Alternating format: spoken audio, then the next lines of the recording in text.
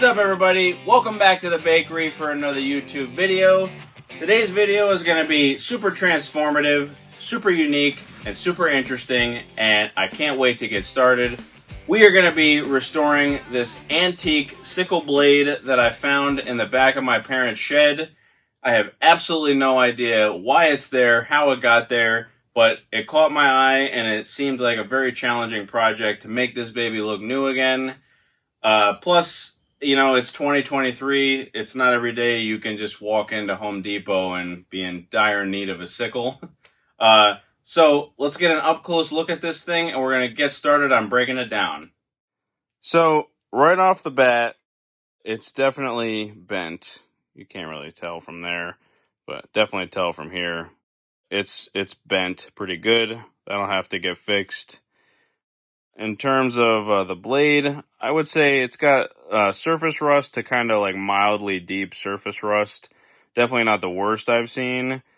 But it also has these really cool fullers on both sides. Those would be really nice cleaned up.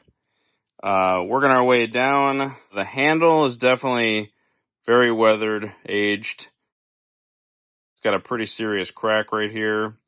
And then I think it might have twisted at one point. If it was this handle design, and this high point might have been over here, just to make the transition from the blade to the tang maybe look a little nicer.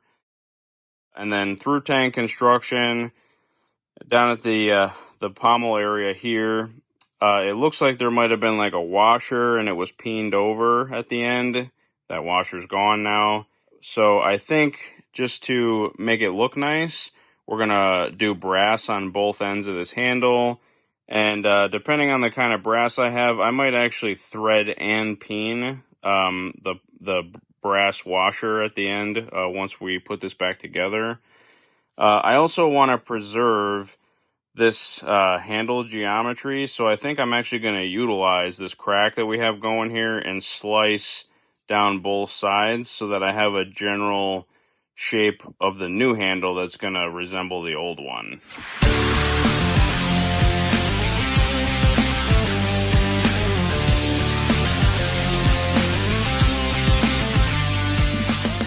Alright, so we were able to split our old handle right down the middle, and we're able to keep that as a reference for our new handle. We're going to make it look as similar as possible.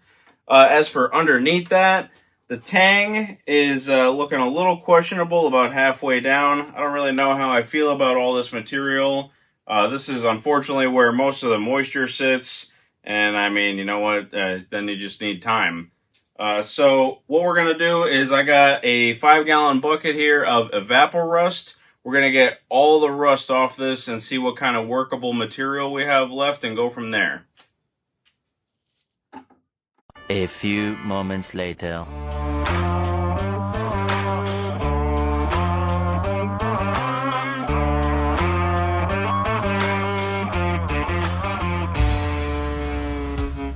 Okay, we're looking rust-free now. All cleaned up. We definitely have some pitting. That's totally normal. Now that the handle is off and we're all clean, I mean, there's no maker's mark or year stamped into this thing anywhere. But if we make our way down to the tang here, you can see this is all one piece. And in the tang area here, we even have some hammer texture. So, I mean, clearly a handmade piece and definitely old. We do have some issues in the tang, though, if we get real close. I don't know if you can see it or not, but there's some cracks about halfway down that I just don't trust. And I have a new plan for the handle design anyway, so we're going to cut that off and replace it with some threaded rod. But what's next is, unfortunately, just given the age and I want to preserve it, it's not really wise to take any serious abrasives to this, and I definitely want to keep it as intact as it is right now. So I have a hot date with a bunch of files and a few hours on my time. So here we go.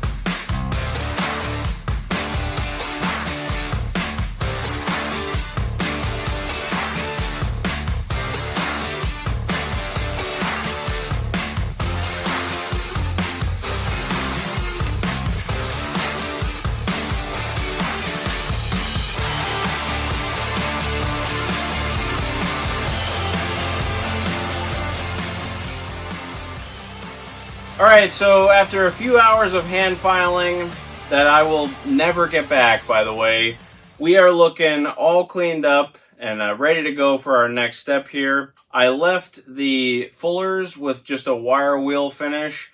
This is definitely a hand-forged piece, so even though I'm restoring it, you really want to maintain that look and do this piece some justice throughout the restoration process. However, the next step calls for a bit of a change that I can't avoid. There was definitely some cracks in this hammered out tang here over time. So what we're going to have to do is I got some 5/16 threaded rod here. We're going to cut it off at the crack, and then I'm actually going to tongue and groove weld this together just to give it the best possible strength that I can, and then we're going to get ready for heat treat.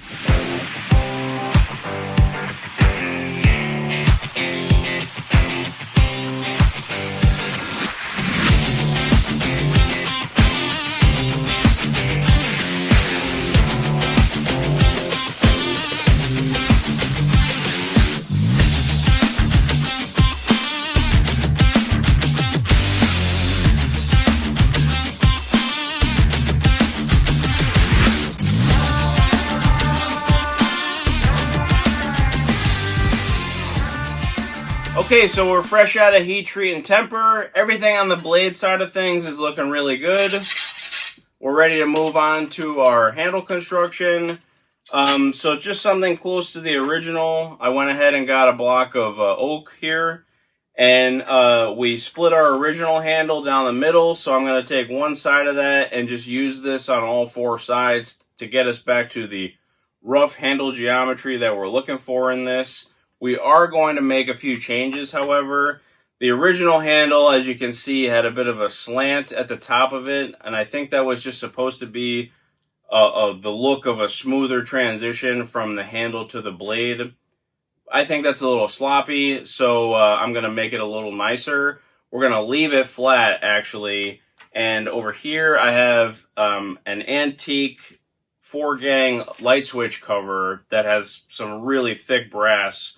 For whatever reason, this is like 3/16 thick, but it's actually textured really nice on one side. So we're going to cut probably 2 1-inch coin-sized pieces out of this, and that's going to act as caps on either end of this handle, and we'll peen over the threaded rod once we're done, and it should look really nice. So let's start fabbing this up and getting a rough fit up.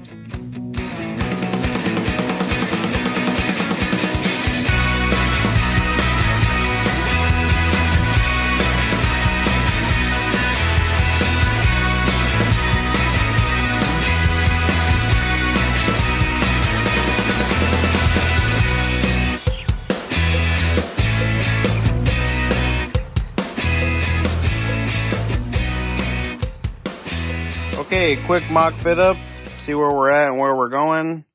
Coming together really nice. All the handle construction worked out good. And now I got a bunch of sandpaper cut up, and it's time to waste my life away with hand sanding again. And also, it's not lost on me the entire time I've been restoring this. I'm still trying to figure out the best way to sharpen this thing. It is not going to be fun, but we're on the home stretch. Final assembly, let's get to it.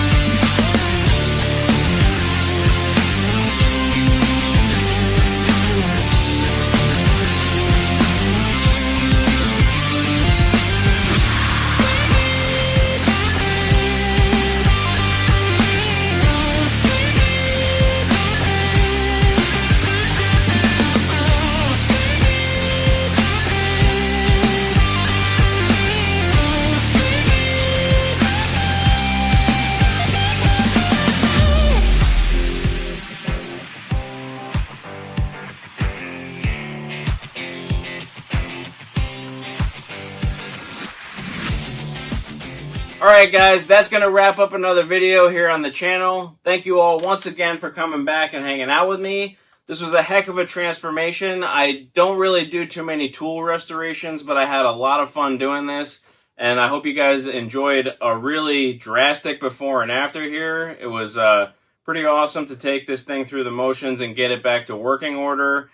It also really makes me appreciate what it actually took back in the day to forge this by hand and sharpen it. That was definitely an adventure. And also really scary that, you know, these just used to be in people's homes. And honestly, in today's day and age, I have no idea what you would use this for other than to just be really, really scary. So, you know the drill. Like, share, subscribe. Tell your friends. New content every month. We'll catch you on the next one.